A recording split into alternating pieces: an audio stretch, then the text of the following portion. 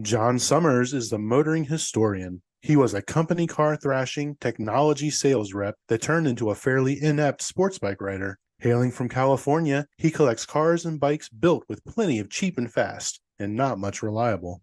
On his show, he gets together with various co-hosts to talk about new and old cars, driving, motorbikes, motor racing, and motoring travel.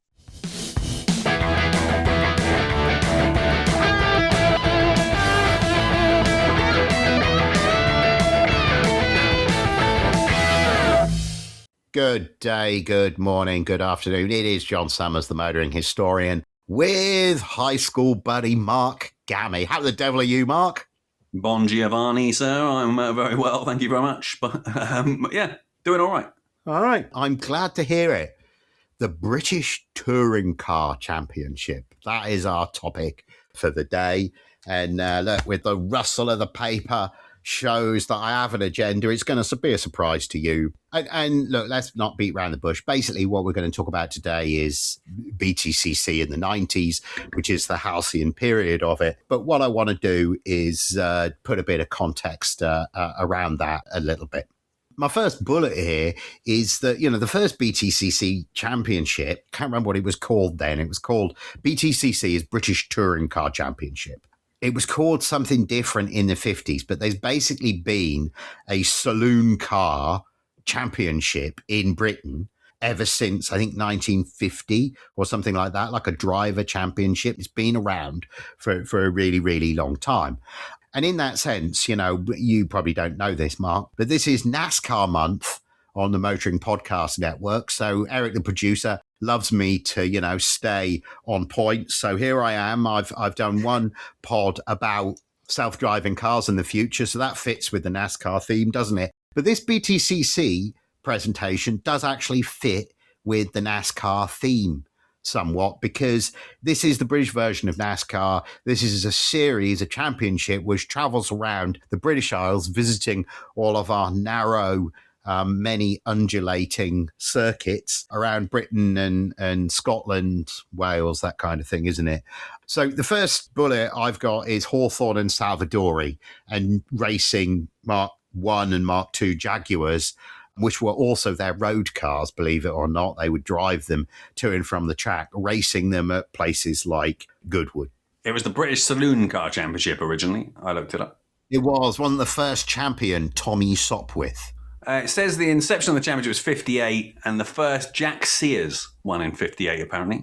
All right. Well, that's awesome, because Jack Sears was the very next bullet point on my list. Gentleman Jack Sears, a farmer, a name that's cropped up on this pod really recently, because that Bianco Speciale white Ferrari GTO, the hammered at Meekham just recently, he was the second owner of it. I mean, not the second owner, the third owner. John Coombs bought it new, raced it a bunch. Then it was sold to what Coombs describes as that strange man at Slough, J.A. Pierce. So I Googled up who this strange man at Slough was, right? You obviously would, right? I guess he was a racing car breaker. So he took the engine out of it, and that went into a Cooper, and that raced quite successfully in like Formula One-ish kind of racing through the 60s. So the engine raced on. The car was sold to Jack Sears, who painted it red.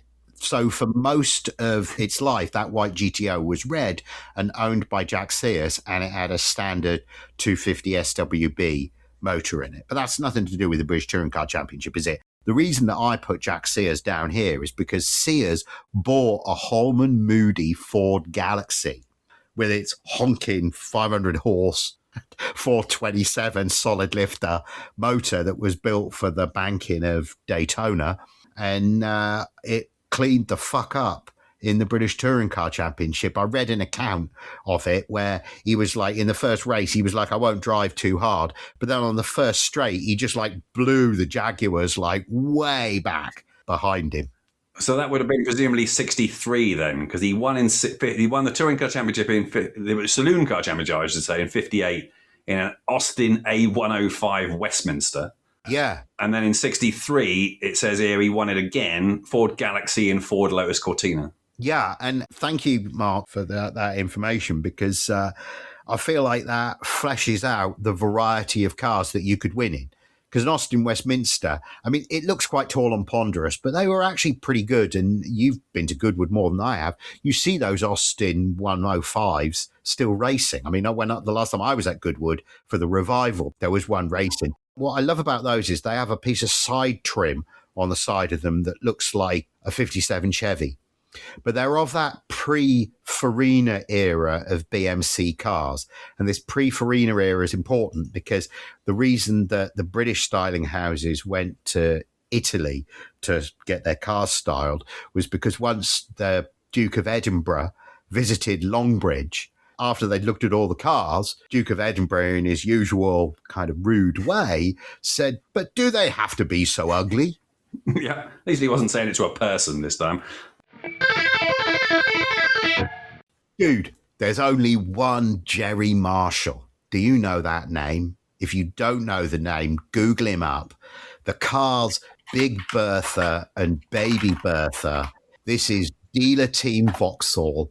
Believe it was run by a Swedish chap called Bill Blydenstein. All of these names are worth Googling up. He was like a kind of a, not quite Shelby, more of a Yenko-y kind of tunery kind of guy. But either way, Ford were eating GM's lunch, weren't they? And so dealer team Vauxhall works GM come with these two cars.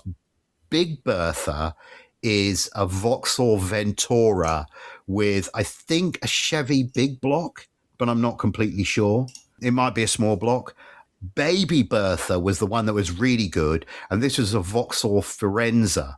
And the Firenze and the Vauxhall Magnum, they were like a sort of European Pontiac. They had like Pontiac styling cues all over them. And then for the hot rod racy ones, the Magnum, which had like a quad headlight nose and a Pontiac like beak, it had this drop snoot put on it, and it became the Vauxhall Firenze. I mean, the road cars only had 2 litres or something like that, but Baby Bertha kind of looked like a Firenze, but then had some other crazy motor in it. And if you look at footage of Jerry Marshall driving these cars, my God, it's impressive. He was big, ginger, and drank a shit ton of beer. There's a video, there's a film online, like there's only one Jerry Marshall, and it is so 70s riffic. You can smell the cigarette smoke and the booze coming off the screen. It's really Those a thing. Firenzas aren't actually that different profile side on to the an Escort Mark 1, are they? Well, of course, they are. The Firenze was Vauxhall's answer to Escort Mexico, and they were the same size car because the Firenze's like a coupe version of, is it the Viva HC? There were 3 Vauxhall Vivas, the HA, HB, and if you're a European car guy, the Vauxhall Viva was the small GM product. It was like an Opel Kadett. I think Kadett was the brand. Well, it was Kadett was the brand name that they used in Germany at that time. Apparently, he also won the 71 Escort Mexico Championship, beating Jody Scheckter. Yeah, well, that was when old Scheckter was first in Europe from South Africa and kind of proving himself. But you know Scheckter. You met him personally. Well, no is a strong word, I think, in the circumstances. Well, you did business with him. Yeah, I did. But I sold him some stuff for his office down in Hampshire. He's got an estate down there. I had a look at he took me out to have a look at his cars in the garage. He's got some of his old F1 cars there and stuff, and signed my Ferrari book. Nice enough bloke. Blunt, I think, is the way to describe him. If you read the stuff about him, I think you got him, and he must have liked you to be nice to you and take time to sign your book and only be like South African blunt, because in his racing career, he was beyond blunt. He was really like, he made a statement in the way that he drove. A bit of a crasher, but I mean, he became world champion for Ferrari. The next thing I've got written down here is Capris and Rovers. Yep.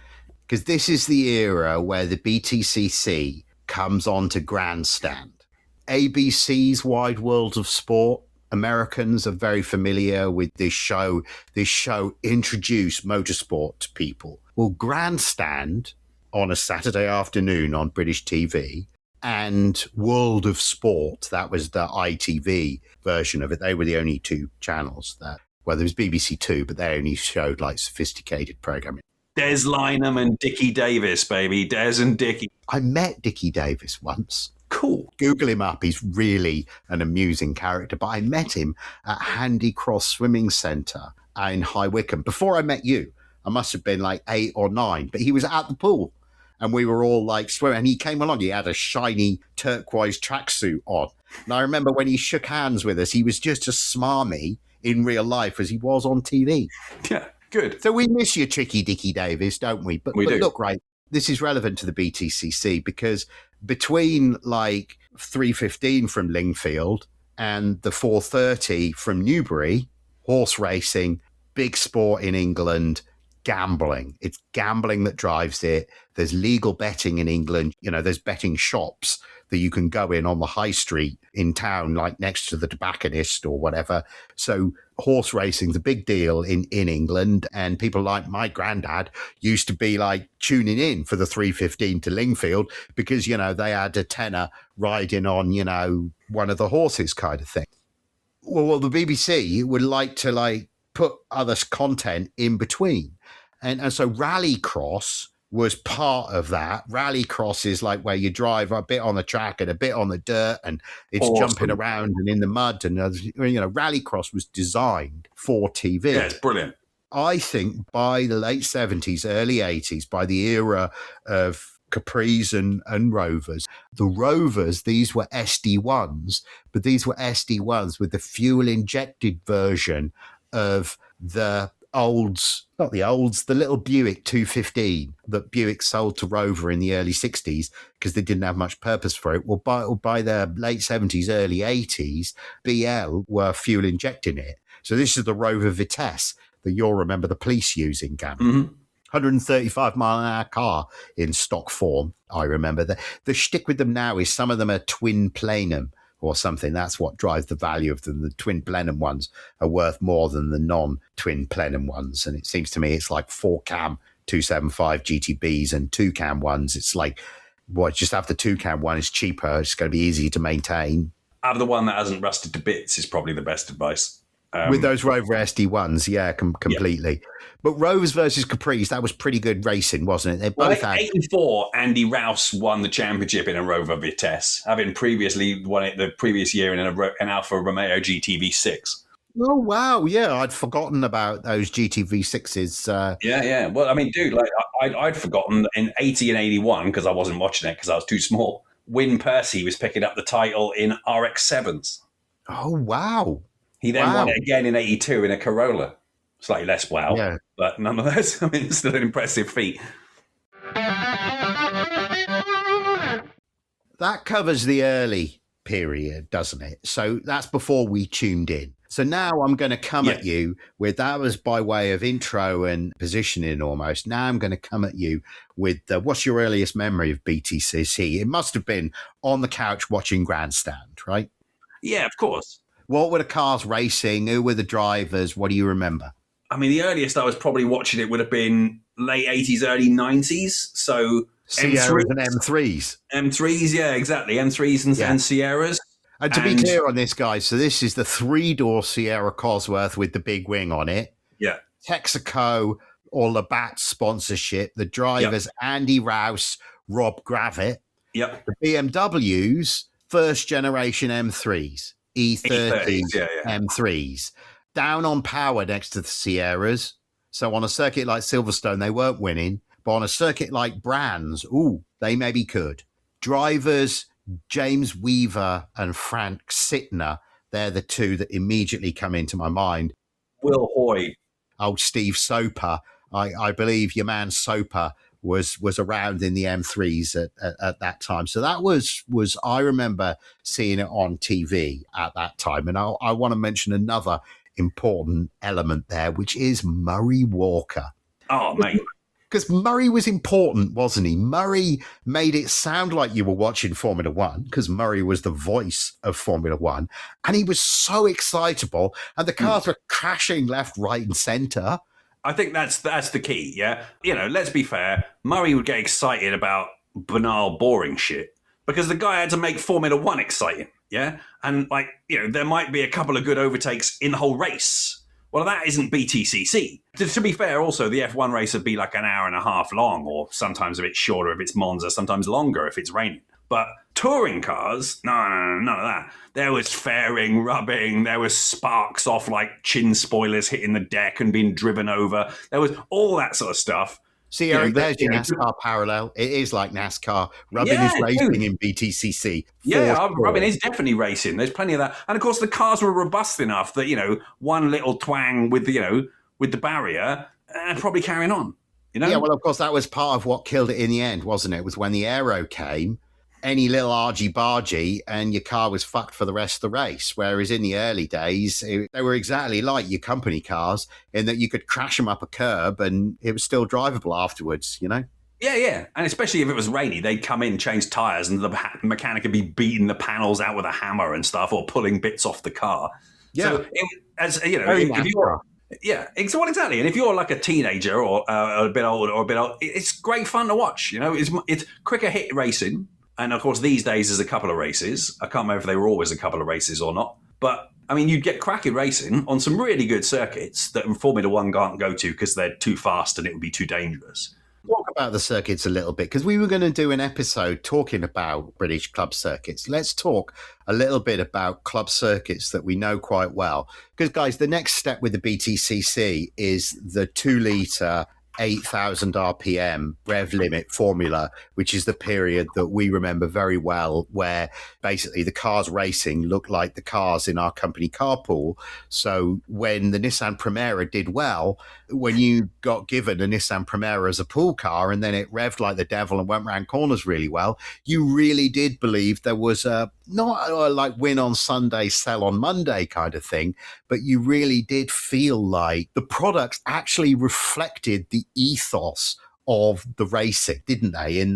It's like my Pontiac with the 8-lug wheels that they developed because wheels kept falling off the NASCARs. It had that kind of thing going on for it. Definitely. Time. Club circuits. What's your favourite club circuit in Britain to drive on? Because all of these club circuits, guys, the BTCC would visit each of them, sometimes I think some years multiple times, like in the same year. And a circuit like Silverstone wouldn't necessarily be the Grand Prix circuit. They used to just use a limited version of Silverstone called the club circuit. There was basically just a triangle. You do the old start finish, Cops, then up to Maggots. But then at Maggots, instead of it being a left, you'd do a right, drive down the main runway. That was the main straight, and then come straight to Woodcote.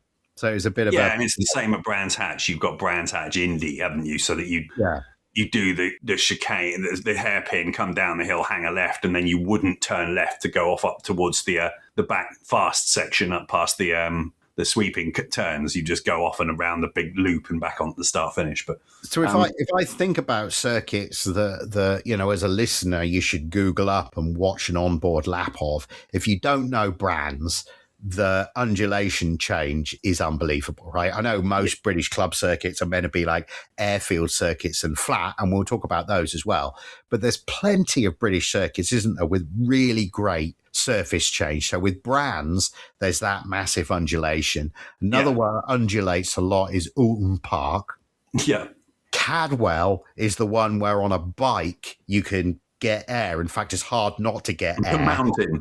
The mountain, yeah.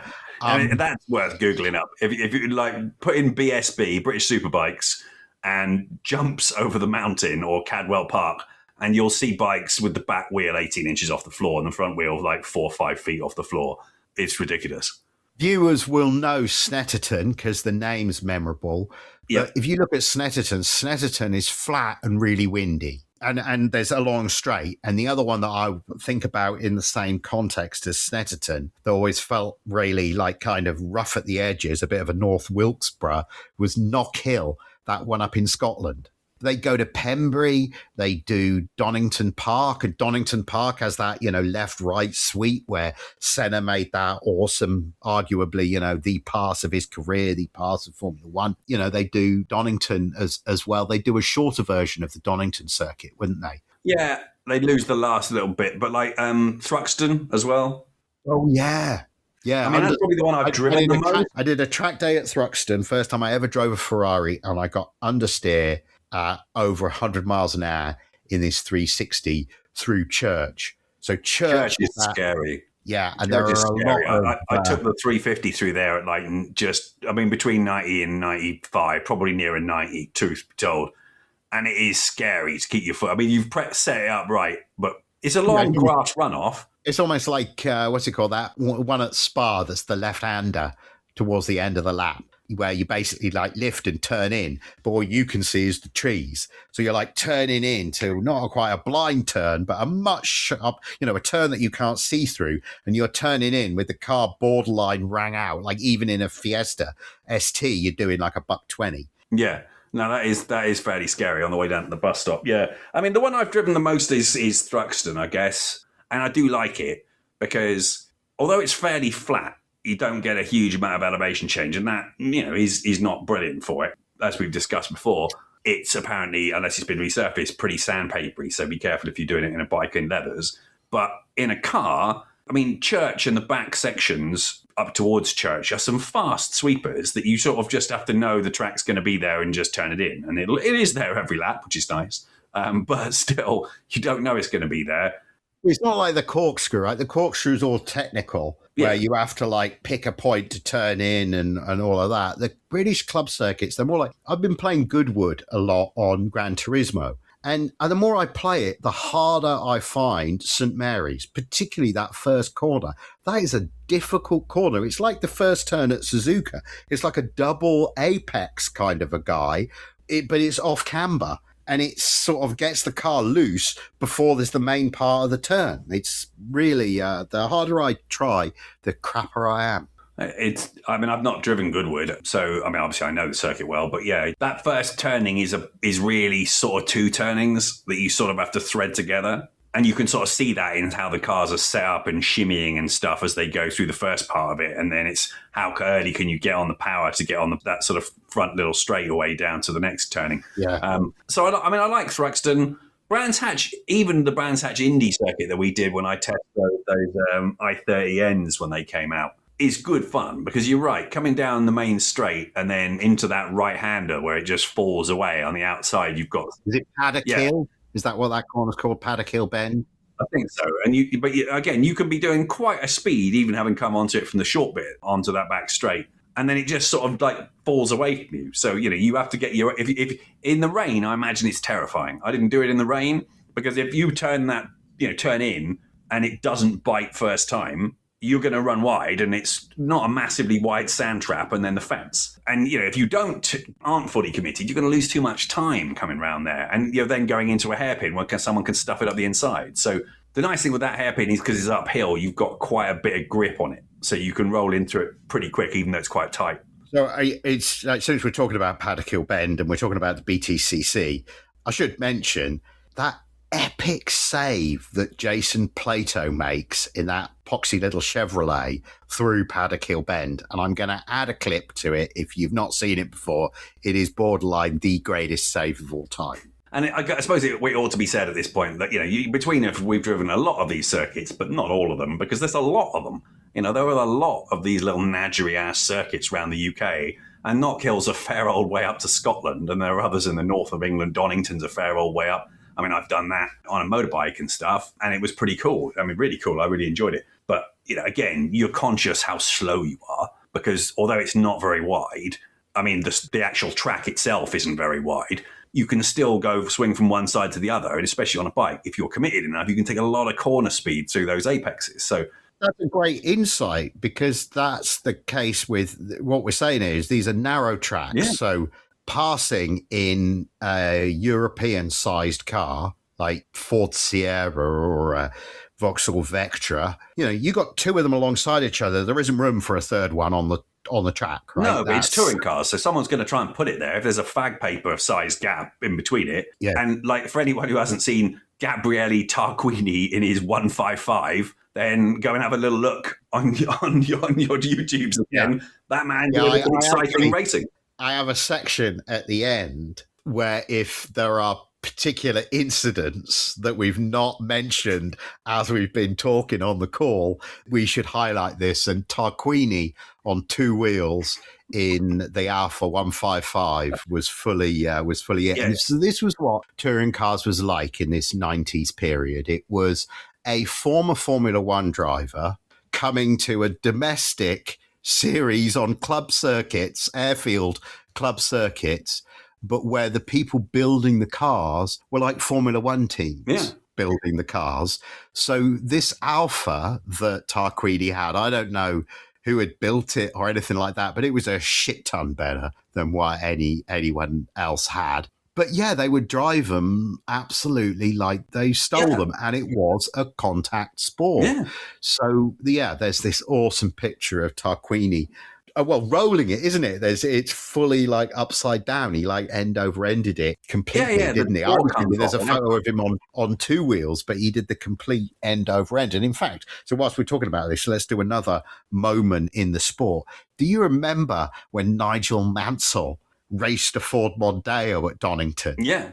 Do you remember the wreck that he had? Yeah, although didn't he race? He came from last to first in one of the races. Yeah, I mean, in the rain. Yes. Yeah, so that's the point, isn't it? That it produced epic motorsport drama that you really saw that somebody like Nigel Mansell came and really tried. It was like win or crash for these F1 drivers who came to do one drive. And it was awesome it was just a win-win-win, wasn't it? Because, you know, as a spectator, you loved it. The sponsors absolutely loved it. Probably the only people who didn't like it were the other drivers who were in the series all the time and were being pushed out of the way by a Formula One driver who didn't give a shit about points or cost of the car or anything. I mean, like it happened at other times, isn't it? I guess in MotoGP when they're like replacing a driver and stuff here and there back in the day. But like, I was going to say, I got distracted. It does bear in talking about briefly that TOCA Touring Car for the PlayStation taught me all of these circuits. You know, I'd seen them on TV, but you want to drive them, TOCA Touring Car is your edge. But you can still get it. I looked it up. You can buy the old game, and the reviews of it are good. Now, I can give you a personal review, having driven it for probably, 50 to 100 hours with Dens and you sitting around on the sofa playing those games. Notable for a bunch of things. One, it had damage on the cars. So let's contextualize that a little bit. So after the Sierra M3 era, the rules that came in, it was a 2-litre formula with a rev limit of 8 grand. Yep. And this is the formula, you know, throughout the 90s, this was the formula that held. And the cars evolved a little bit, and they certainly evolved from being further away from road cars, but the circuits were pretty consistent at this time. You know, and what you saw through this period was increasing manufacturer involvement. So we were talking at the peak, you know, a dozen manufacturers being involved. There was a sense that if you weren't involved, what were you doing? It wasn't like in NASCAR where there's only like 3 makers. It was literally there were a dozen car makers, all with works entries. What were works entries? But they weren't really works entries. What it was there was a dealer who was building and racing the cars themselves, typically. To give you a flavour of this, from 92 through till 2000, the manufacturer winners were BMW, Alfa Romeo, Vauxhall, Audi, Renault, Volvo, Nissan, Ford, and Vauxhall again. I mean, that's 7 different manufacturers in a row. So, you know, it was cracking. There was money in it, and it was on TV. I remember feeling, as a spectacle on TV, it was better than Formula One. I remember feeling almost I was betraying Formula One by feeling like that, because whilst Formula One was more pure, the argy-bargy that was then over after 20 minutes... It was better racing. There's no argument it was better racing, just flat out. It can't not be. I mean, it's like a sort of, it's a sort of crack hit, isn't it, in terms of impact. That's how it felt in comparison to Formula One. I mean, it would, yeah. So the game was a big part of that. I headed you off just then when you were going to talk about the game. No, it's cool. I really wanted you to talk about the game because I feel like that's part of the appeal, was that the sport was already gamified, right? It already was lots of pushing and shoving and a short format and lots of drama, lots of visual drama. The game, I mean, I don't know how good the graphics would look to be now. It was a PlayStation 1. It wasn't before that. You know, it was all right. You could tell the Vauxhall from the Peugeot, right? Oh, the cars all look representative because, of course, they've all got the liveries on them because it was a manufacturer-sponsored game. It was TOCA Touring Cars, not V-Rally or any of that stuff. So all the liveries were correct. So, you know, you had Caliber on the back of the Renault, you know, all that sort of stuff. You know, Alain Menu's yellow Laguna was on the front cover. It was hard, yeah. I mean, it had weather effects properly on there. And I'm telling you, taking Church and those sweeping curves at the back of Thruxton in the rain on Expert, when you need those points from that round to carry on in the championship, I mean, that was hard because they don't mind giving you a little nudge. And a little nudge at that speed would send you into a massive four-wheel tailspin off across the grass and lose you 15 seconds, you know, if it didn't wreck the car. You know, that would happen a lot. I remember one of the reviews I read at the time said you could argue that it was pretty well coded because John Cleland drove like a bear with a sore head, which they felt was representative of how he drove in the championship. That guy raced Vauxhalls but sold Volvos at his dealership in Scotland. I don't really understand how that figured out. I actually had a little backwards and forwards with him once back in the days of Twitter. I can't even remember what it was about, but I remember feeling like, whoa, I like touched a celebrity. And I also felt kind of, because I didn't like him in period. I was a Soper guy, Steve Soper. You know, I like the Fords, so Cleland was generally the villain to be pushed aside. That was a works entry. I mean, Lord knows what the kung fu around that car was. It raced in dealer team white. He raced Cavaliers and then Vectras, wasn't it? Mm. But the other thing to note about it, and I'd forgotten this, is Tiff Needell did the commentary on the game.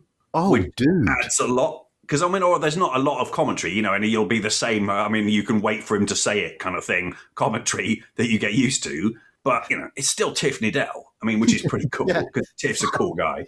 It sold 600,000 copies, it seems, here in the first 6 months of release, which tells you that the game was well-reviewed and that the series was popular. Racing games always are. But the fact that it had car damage that did affect performance, the fact that you could actually go on board, so you could sit in car as well, and you could change the perspective, so you could see like the steering wheel and out the window and stuff with rain effects on the window. I always thought that was giving yourself needless handicaps. Could you do that in Gran Turismo at that time? Probably. I think Gran Turismo is later. I'd have to check when the first GT entry. It is interesting that, because that's probably why I remember the TOCA game, because I wanted us to talk about the TOCA game on this pod, because I feel like it illustrates how really for the past 30 years, games have influenced the sport and the sport has influenced games. And there's been this sort of, you know, we need to lean into this continual feedback loop. Yeah. There is, because the reason that we got in the car to drive to the circuits to watch the actual races, often in the rain, was because the game was cool. You know, you and Dan liked the game. I'd have gone anyway. I'd have gone to see any motor racing, but you two liked the game. So the game made the real thing come alive. Well, no, again, I've just checked. I was right. TOCA was out in 96. GT1 wasn't out until 97. Yes, you could go on board, but I don't know that you could go on board. And I hadn't seen it in other games before TOCA. So the damage was good. And like, you know, later games didn't have damage. GT didn't have damage. So the tracks, what is your favourite club circuit in Britain then? Or if not a favourite circuit, a favourite corner? Section. Look, I think if I'm going to go with a favourite circuit, let's go with Thruxton, because I've driven it the most, and I can say it's, you know, I really like that circuit. It's a good circuit. There's not many bits that are like rubbish. I did like Croft on the game. I've not driven it in real life. Maybe Croft was the one that I was thinking of as like Knockhill. Because Cadwell Park's pretty good. It always looks like the grass needs to be mowed better, and the grandstand looks like it's kind of. I mean, they may have facelifted it now. If I'm driving there, the grass is getting mowed by me going offline. picking it all up on the front of the car. But yeah, I mean, there's loads of them, isn't there? So the ones you like the most, probably the ones you end up driving the most. I guess often the ones that are nearest you. Do you have a favourite car from the BTCC? I have to say, I quite like Menu's Laguna. Didn't it have a Nescafe 37 green as well? Yeah, there was a Blend 37 Laguna. Google up the Blend 37 Renault Laguna, because that was the one that came with the OZ alloys on it. I personally like the British Racing Green.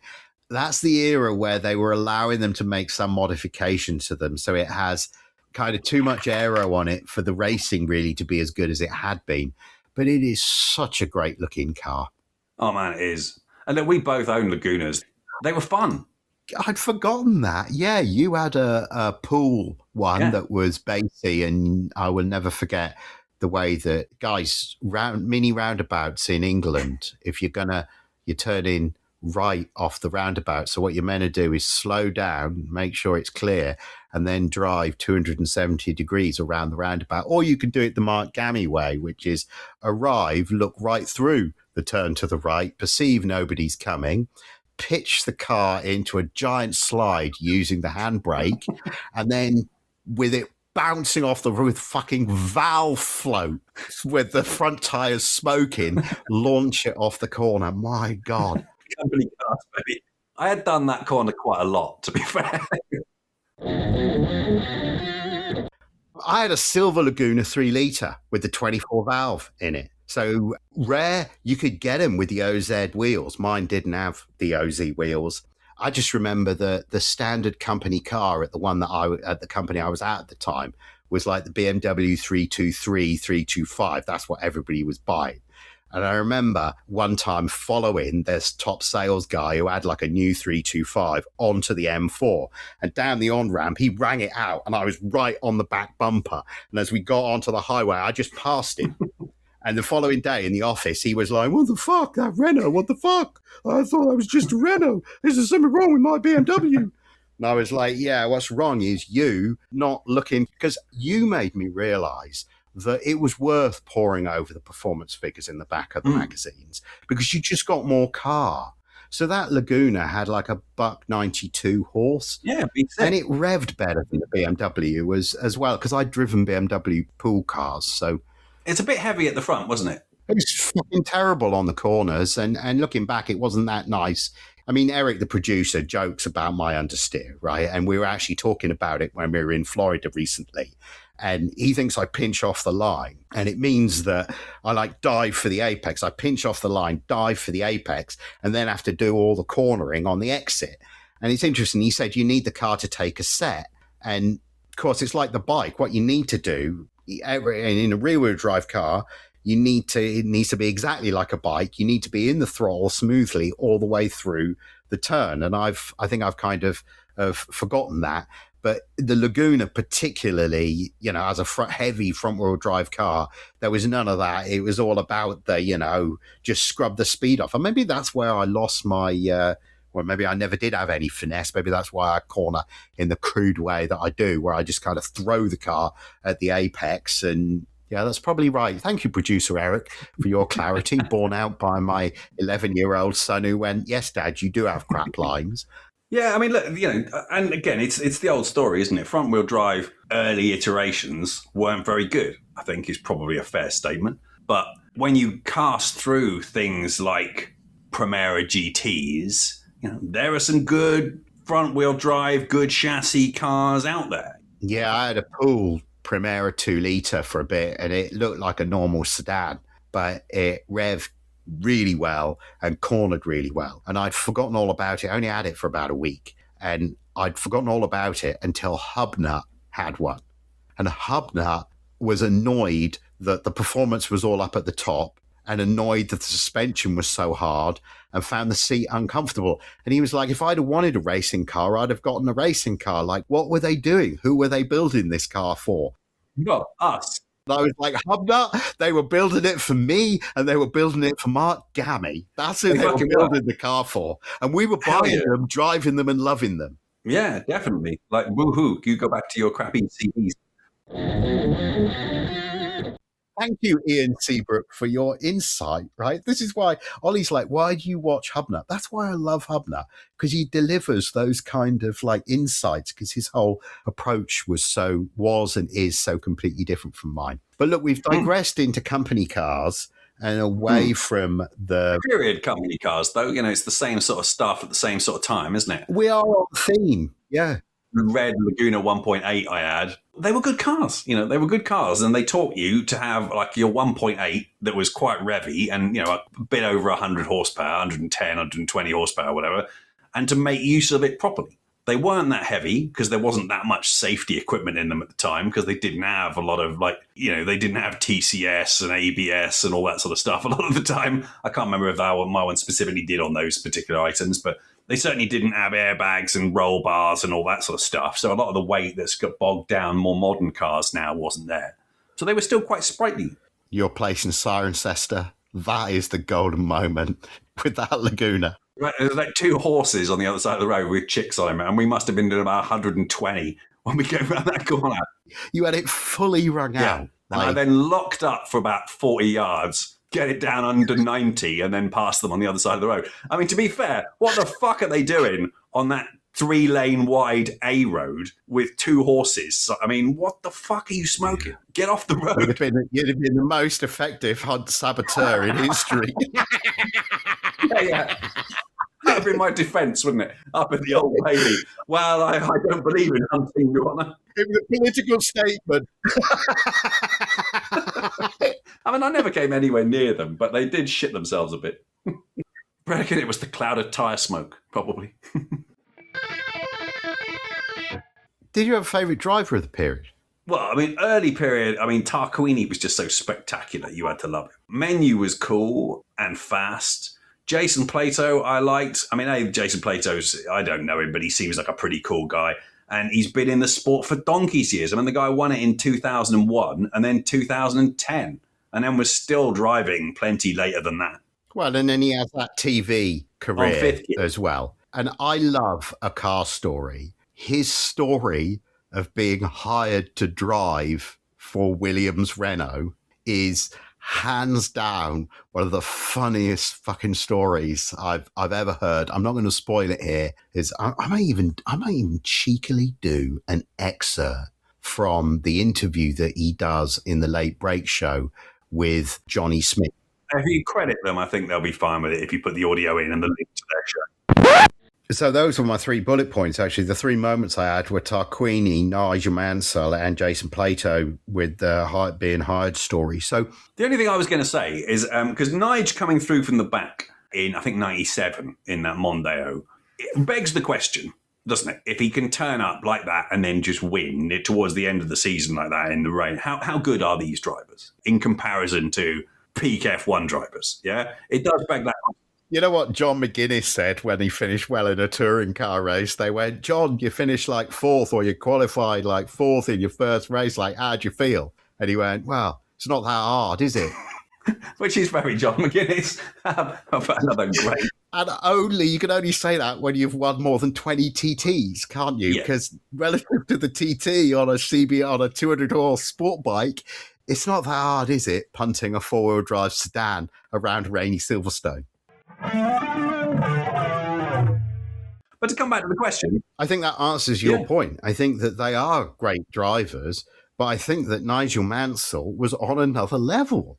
I think that Nigel Mansell, that notion of the Big Four were like that because Stefan Johansson wasn't a bad driver. Gerhard Berger wasn't a bad driver. Riccardo Patrese wasn't a bad driver. They just weren't on the level of Mansell, Piquet, Prost, Senna. And those 4 were on that level, pushed by each other.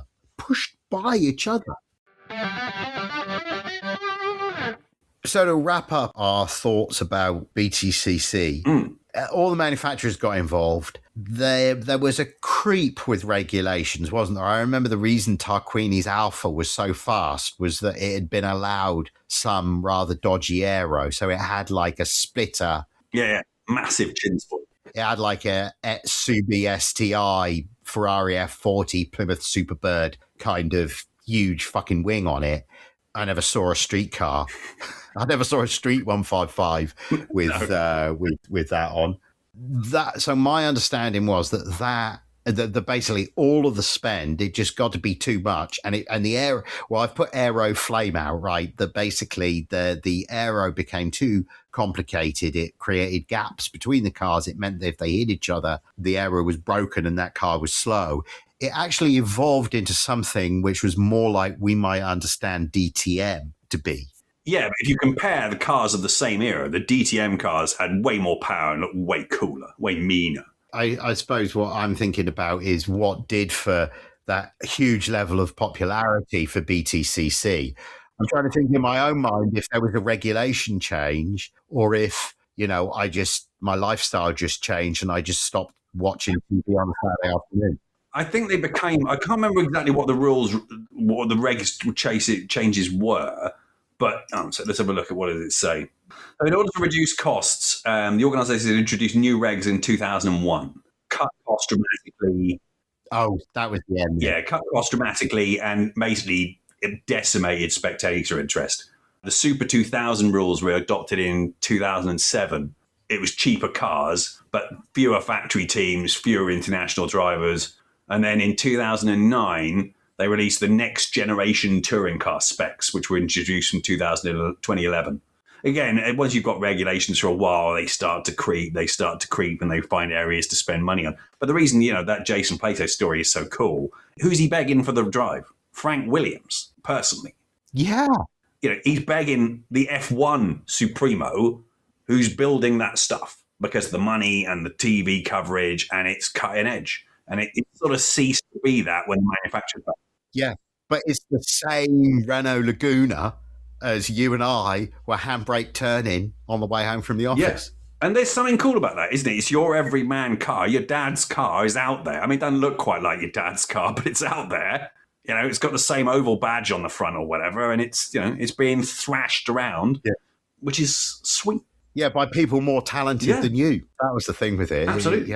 Yeah, and you're absolutely right to emphasise that it's the touch by Formula One. Like Nigel Mansell is there driving the Ford Mondeo, just like sitting on your driveway. Yeah, it's cool. Yeah, Jason Plato, the young, just up and coming racing driver, he is like being hired potentially by one of the leading Formula One constructors. Yeah, and it's the same thing. I mean, and linking it back to your NASCAR thing at the start. Those NASCARs are nominally, these days, a Chevrolet whatever and a Ford whatever. They don't actually look anything like the ones that are on the road. But they used to. Yeah. And these cars used to. And today they look more like the BTCC ones still look pretty much like the cars that are on the road. Fundamentally, the body shell's the same, etc. So they're not just mechanicals with a plastic body with a badge on the front. They actually genuinely are road cars. That movie you love, Taxi Driver, the Taxi Driver Peugeot 406 looked like a BTCC Peugeot 406. Mm. Yeah. Until he did all that stuff where it raised itself off the ground and then lowered all the splitters and stuff on it. But nonetheless, it's quality. Yeah, no, I read a movie review recently and it highlighted that as being a hidden gem. And it even talked about what you just talked about, that it didn't take itself too seriously. Like so many car movies take themselves really seriously. It's all like Vin Diesel and Paul Walker looking at each other in a mean and moody way and like saving the world. This is none of that. This is just a simple, and the fact that it's, a middleweight Peugeot, and the guy's a taxi driver, that just adds to it. Didn't he spend the whole movie basically trying to get it on with his girlfriend and shit kept getting in the way? Is that film? The one where he starts off, it might be conflating two movies here, but he's sitting at in the taxi at the airport reading his paper and some guy gets in the back and it's like, I've got to be in town in 13 minutes or something. And he's like, oh yeah. And slowly putting his paper away. And the guy's like, I'll give you extra money if you're in town in 13 minutes. He's like, yeah, no problem. And then takes ages and the guy's getting more flustered and ready to get out. And he's like, buckle up. And then bang! It's just, and I think when he pulls up, the guy gets out and throws up. It's classic. Again, it's Japanese movies done their own way. It's cool. Yeah, it is a very French feeling movie, isn't it? Yeah. Sorry. Yeah. It's it's quality.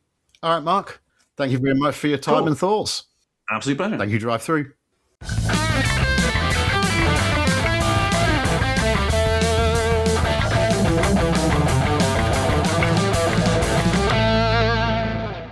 This episode has been brought to you by Grand Touring Motorsports as part of our Motoring Podcast Network. For more episodes like this, tune in each week for more exciting and educational content from organizations like the Exotic Car Marketplace, the Motoring Historian, Break Fix, and many others. If you'd like to support Grand Touring Motorsports and the Motoring Podcast Network, sign up for one of our many sponsorship tiers at www.patreon.com/GT Motorsports. Please note that the content, opinions, and materials presented and expressed in this episode are those of its creator, and this episode has been published with their consent. If you have any inquiries about this program, please contact the creators of this episode via email or social media as mentioned in the episode.